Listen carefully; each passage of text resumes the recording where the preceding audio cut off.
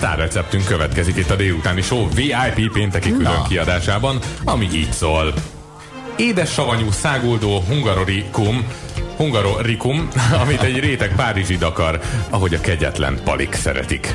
Hozzávalók: egy adag száguldó cirkusz, egy szelet párizsi, 2 hajtűkanyar, sok-sok zöldség és nagy mennyiségű porfelhő. Elkészítése: az édes savanyú hungarorikum az érzékenyebbek gyomrát könnyen megfeküdheti. Ezt az ételt ezért nem nagyon szeretik. Nem, ezt az ételt ezért vagy nagyon szeretik, vagy nagyon nem. Vegyünk egy jellegzetes stílusú, erősen feltüzelt sportriportert.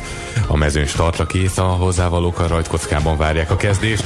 És elindul a verseny! A paprika azonnal az élre tör. Jól behelyezkedik, a lábas belső felén ráhúzódik az ideális ívre. Most egy kis kavarodás, az összetevők teljesen összekeverednek. Nem látom jól, mert a hagyma csípi a szemem.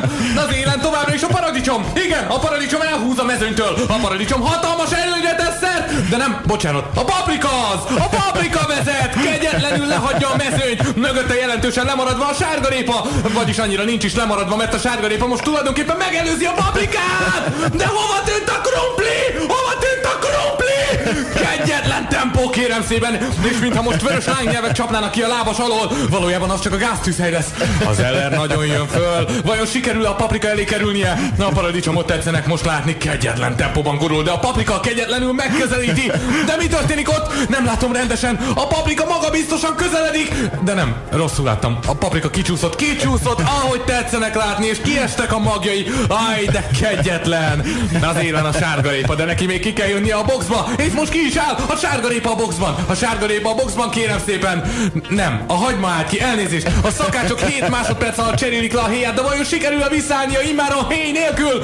A hagyma most próbál visszasorolni a mezőnybe. Nagyon jön, most érkezik az Eller a kanyarba, és jön a hagyma kegyetlen tempóban itt.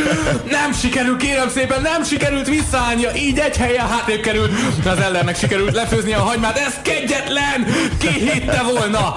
Na lássuk, mi lesz a vége. De mi történt? Eltűnt a szakkommentátor! Hova lett a sportriporter? Most látom, hogy igen, hirtelen mást főz, kérem szépen. Ezek a riporterek furcsa palik. Most már nem zöldségeket beszél, hanem, ha jól látom, ott sül a napon. Igen, ez egy párizsi, amivel éppen próbálkozik, de nem látom jól, mert mindent óriási porfelhőd akar. Lássuk, mi készül ebből. Kérem szépen, ez csupán egy törött késcsont. Abból viszont semmi jó nem sül ki. Menjen szépen haza és vigasztalodjon egy kis nasival, egy marsi szelet éppen jó lesz. Jó étvágyat!